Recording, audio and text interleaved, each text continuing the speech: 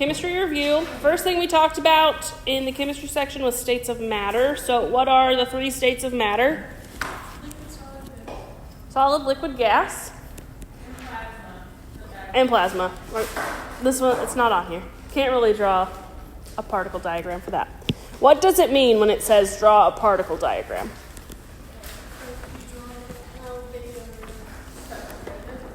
Okay, how the atoms are together in these states. What does it look like for a solid? Really compact, close together. So we're just going to draw dots, maybe. All right, here we go. So your dots are just very close together for a solid.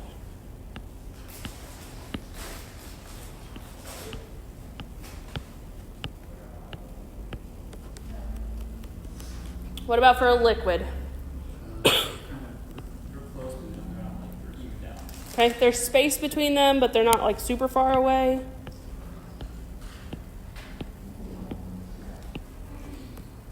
And for a gas, far apart, there's not any like structure to them. They're just wherever. Okay?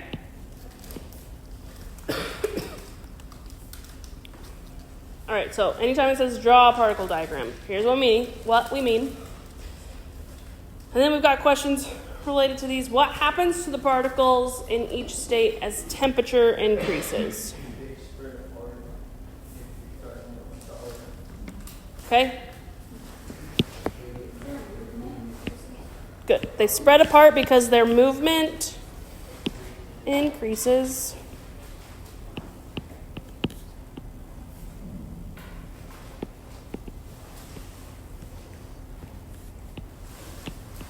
The speed of movement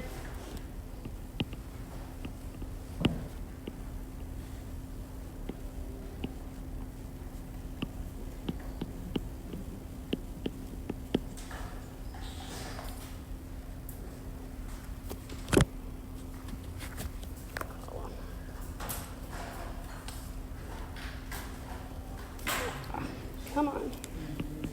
Increase.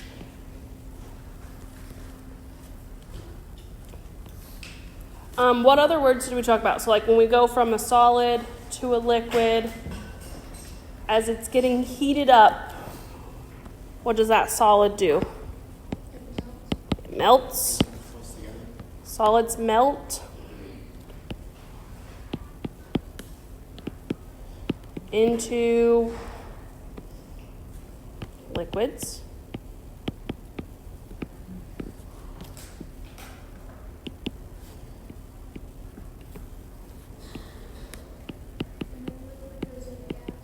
What's the word for what? Condensation. Yes. No, that's backwards.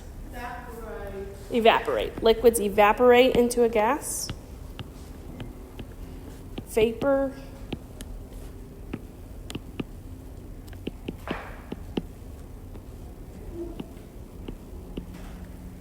Okay.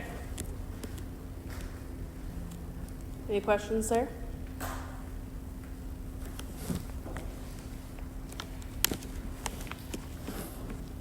What about if we go backwards and decrease the temperature?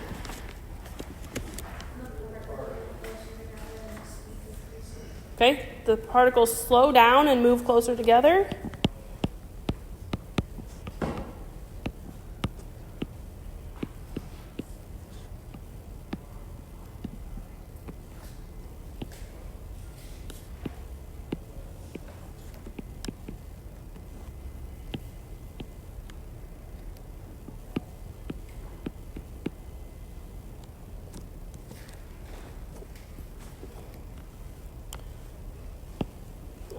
And then we're going to do the same thing with their states.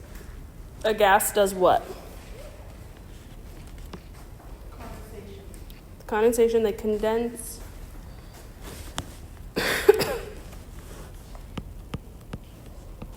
There's a paper up there, too.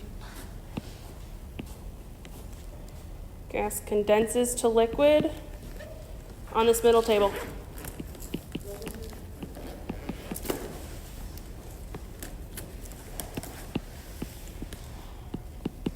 How do liquids become solids? They freeze.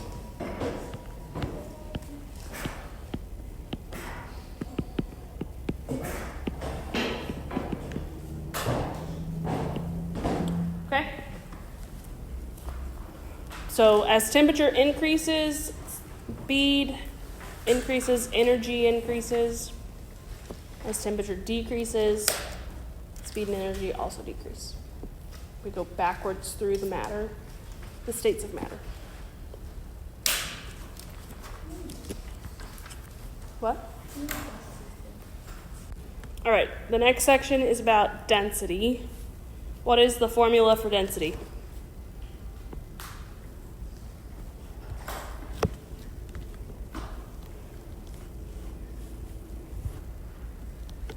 What else do you need?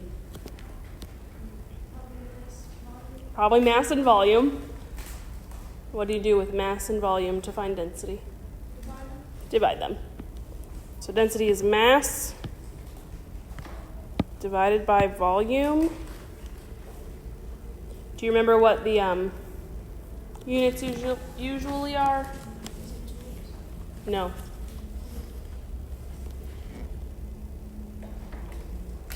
Remember when we measured like the water and the rubbing alcohol and the oil? Milliliters.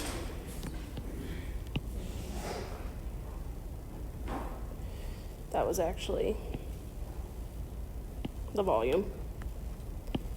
And then what else did we use to measure the mass? Grams. We used a scale. So grams per milliliter is your usual unit. If we move these around, we have density equals mass divided by volume. What needs to happen to get mass by itself? Multiply by what? Whatever's on the denominator. This time it's volume. Remember, if you have the same thing under your fraction and multiplying your fraction, what are they going to do? Cancel out. So this volume is gone. So mass equals density times volume. Okay?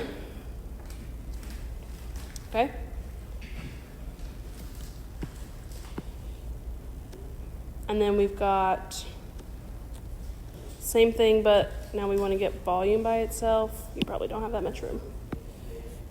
Density equals mass times volume. We got to get this undone, so still starting by multiplying volume. Yeah, but now volume is multiplying with density, so we need to do the opposite and divide the density away.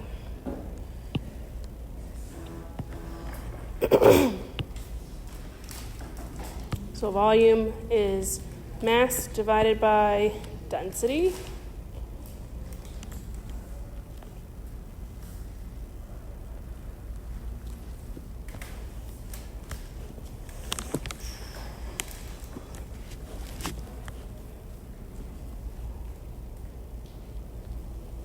Let's just do a couple random examples. Let's say, what is the density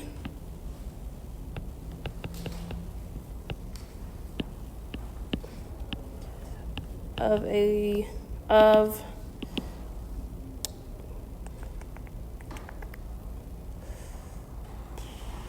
let's say 150 grams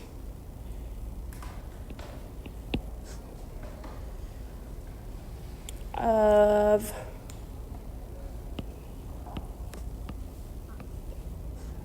$30 milliliters of liquid.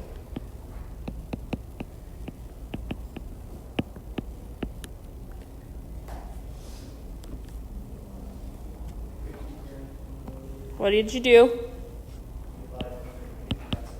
Okay, our mass gets divided by our volume. Mass is the grams. Milliliters is your volume. What's your unit there? Grams per milliliter. Okay?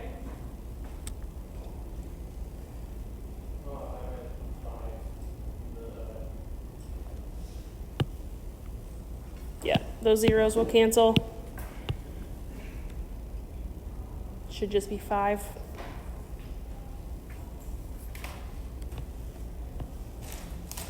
Good.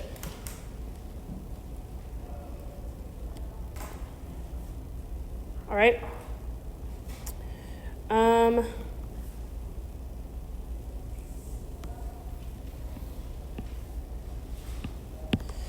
Let's do another one. If you have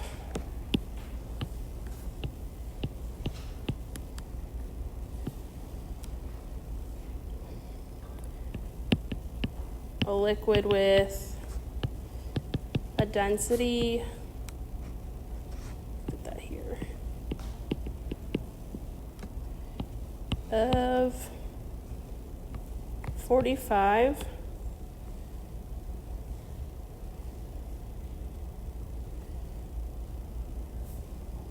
and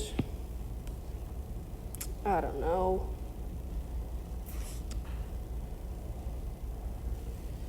a mass of, let's say, 225 grams. What is its volume?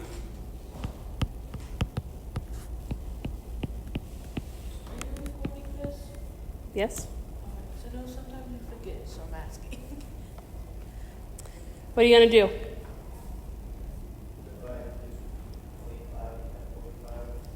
Okay, so we're looking for volume, so we have the volume equals mass divided by density. This time our mass was 225. We're dividing by 45 grams per milliliter. So what are we going to get here? Okay, the grams are going to cancel each other out. You want to make sure you have the right unit. Volume is usually milliliters. How many milliliters are we going to have? 5. All right.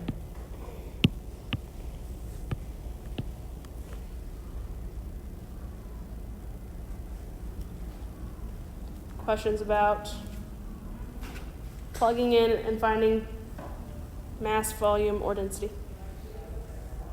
Simple enough. Okay. Your other question here is just what happens to the density of an object as it changes its state.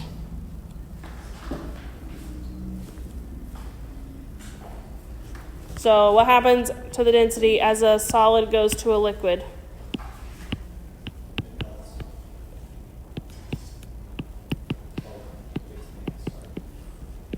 Okay, so what is happening to if the particles are expanding, what is the density doing? If it's less spread out, like if they're farther apart, yeah, the density is decreasing.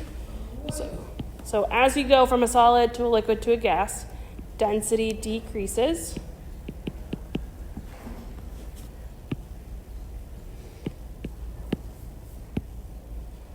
And backwards, gas to a liquid to a solid, density increases.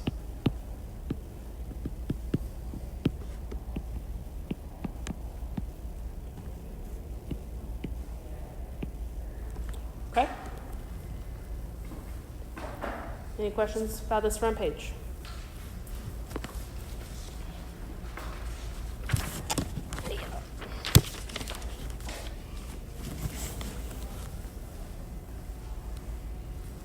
All right, on the next page, we've got our temperature conversions. So if you want to find Fahrenheit, first of all, what are we going to convert from? We did this so long ago. It was 3 weeks. 32 Fahrenheit is 1 Celsius. Okay? We're on the right track. We're going to go from Fahrenheit to Celsius. 32 Celsius is 1 Fahrenheit. Okay. Anybody remember the conversion? You need that 32. Don't you multiply it by like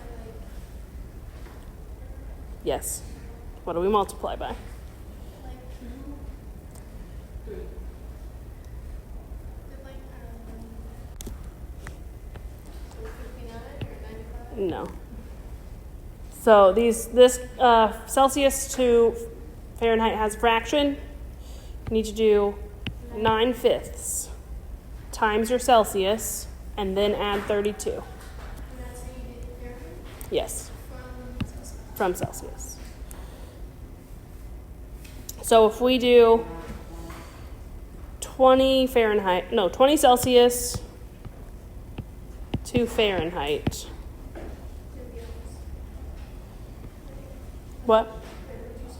If you do 20 Celsius to Fahrenheit.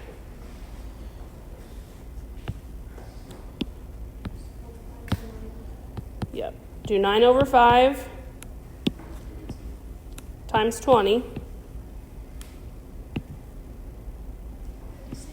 plus the 32. 68. So that would equal 68. I should have moved that over. Okay? So for that one, you need to multiply the fraction first. If you want to go backwards from Fahrenheit to Celsius, okay? Ouch. So you would have to completely undo this problem backwards. So what would need to go first? Minus the 32. So Celsius is, let me leave room. Fahrenheit minus 32 first. And then, what?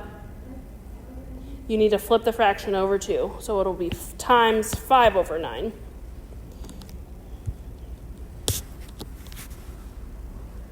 So let's do 70 degrees Fahrenheit to change to Celsius.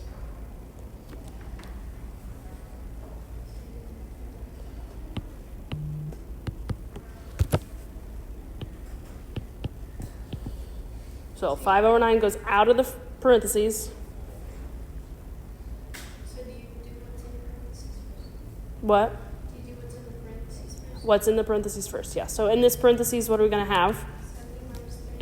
70 minus 32, 70 minus 32. which is 38 times. Yes. So you're going to, in your calculator, you can do 5 times 38 and then divide whatever that number is by 9. 21.1. Repeating. We're just going to leave it 1. 21.1 degrees. Okay? Degrees Celsius. You could just put the C at the end. It's fine.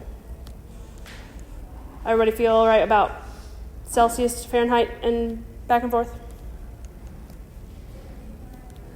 What was our other temperature scale we talked about? Kelvin. Kelvin is based on what? Space. Absolute 0, which is in space. So Kelvin, absolute 0. Why are there 2 C's? I think one of them's to convert. Yes. So this first C is Kelvin, Celsius to Kelvin. To convert, you do Kelvin minus 273.15. So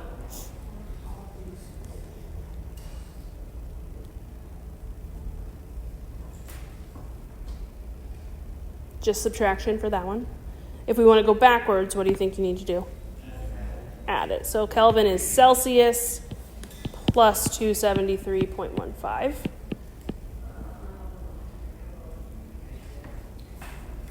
And that's all. It's just going to be addition or subtraction for that one.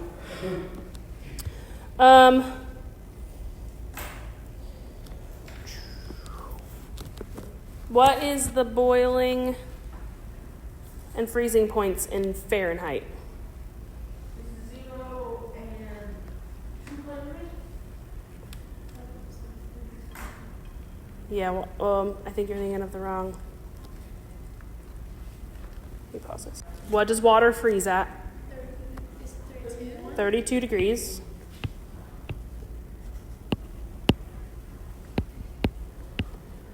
And then the boiling point for water. This is just for Fahrenheit.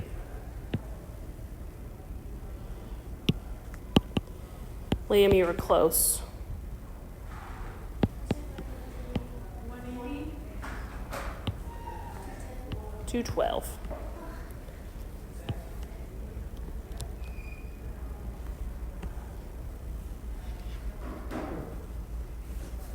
Right, and then, so you were just kind of mixing them up, Liam.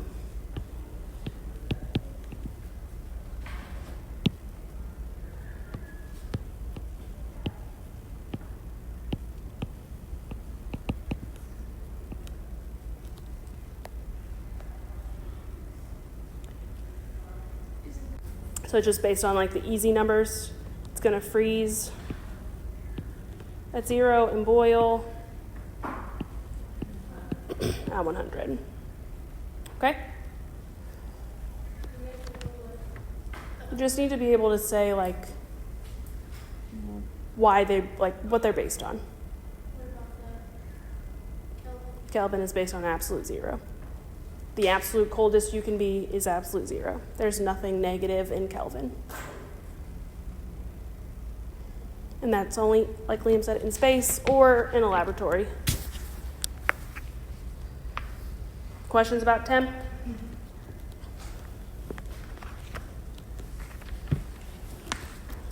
All right, and then the rest of this was everything we've worked on for the every day except the first 2 days. So for the next section, atoms. What are the 3 particles in an atom? Proton, neutron, and EU, and electron. And what are their charges? Protons are positive. No charge, they're neutral.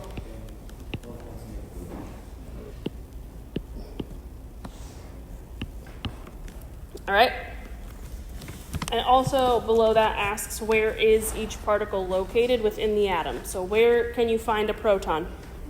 Nucleus. It's in the nucleus. Neutrons in nucleus too, and electrons on the outskirts. Okay? Protons and neutrons are in the nucleus. Nucleus. That doesn't have a U. That's just NU. It's not a neutral nucleus.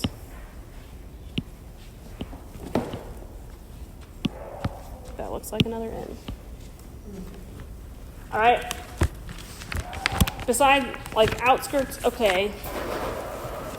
But what do you mean by that? Like the outside. What's it doing out there? Outside the nucleus. Okay? Just floating? Existing. Yeah. What are those called if they're going in the same paths? Orbiting. They orbits the nucleus. Orbits the nucleus. Yes. So They're not just floating around out there, they're going in a specific path around the nucleus. Okay? You all have a periodic table, correct? If you do not, you need one. Okay, so if you don't have a periodic table, get one now so that you can make notes if you need to. You need to be able to read the periodic table. It says complete the following cell for carbon. Include the atomic number and the atomic mass. What is the atomic number and where does it go? Did we skip that? No, we wrote it down. That with each one. Oh, that. We wrote it in the box. What do you say, Tyler? Okay. We're going to put it in the top left corner. For carbon, it's 6, but what does that mean? It has 6 protons. The atomic number tells you how many protons are in the atom. Okay?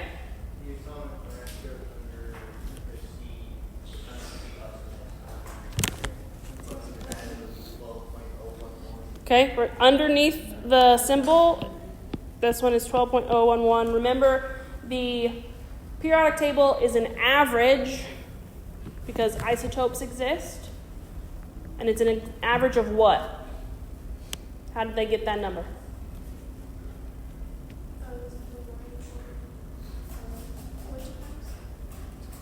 What does the atomic mass mean? Like, where do they get the number?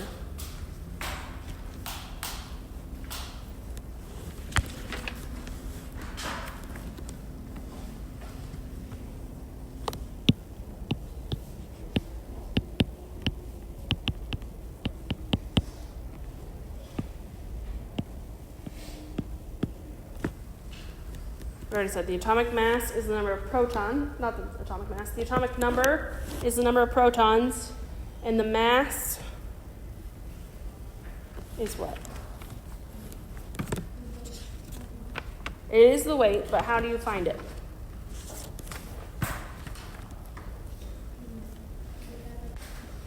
Okay, so mass is protons plus neutrons. And speaking of neutrons, what is an isotope?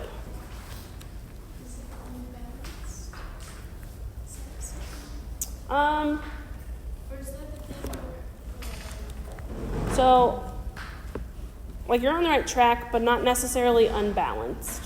they don't have equal, like, the two, they don't have equal protons and neutrons. Okay? They might have different number of protons and neutrons because an isotope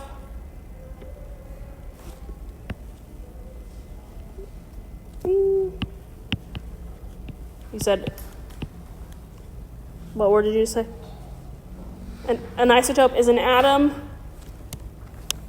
different with different number of what? protons and neutrons. Neutrons. With different number of neutrons.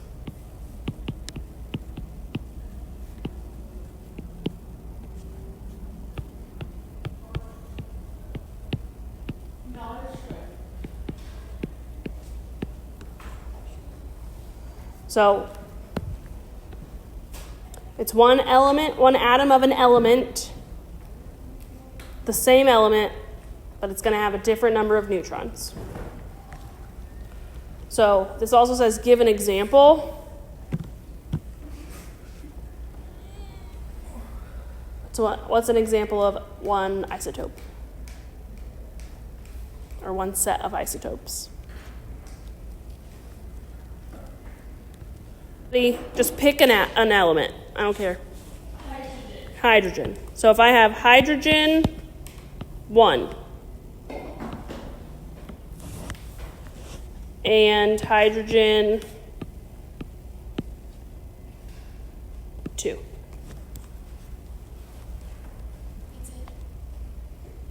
We're going to talk about what these mean. If they give you the number after the element, what is that number for? How many elements do have that element? So that's in like when you're balancing the equations. But if they just say, like we talked about lithium 35 and lithium 37, There's not that many of Math. it's the mass. So hydrogen 1 and hydrogen 2 are both hydrogen, but they have a different mass.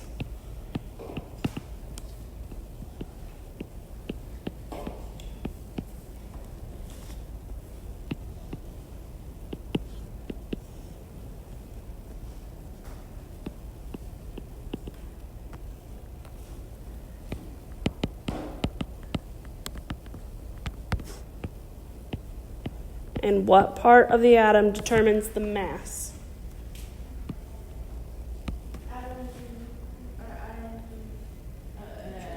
Neutrons. Protons and neutrons. So if I have hydrogen, how many protons do these have to have? One. One proton, because hydrogen is just one, and they're both hydrogen. So if the mass for hydrogen 1 is just 1, how many neutrons does it have? The mass is 1, right?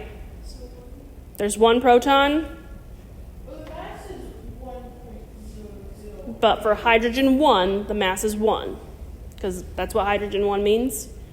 So if there's one particle and hydrogen has to have one proton, how many neutrons can hydrogen 1 have? 0.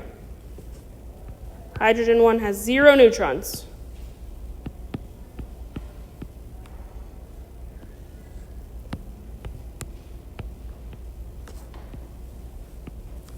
Hydrogen 2, on the other hand, it's still hydrogen, so how many protons does it have? One proton, but its mass is 2, so there's 1 neutron, because 1 plus 1 makes 2. So hydrogen 1 has 0 neutrons, but hydrogen 2 has 1 neutron. They're both still hydrogen, though.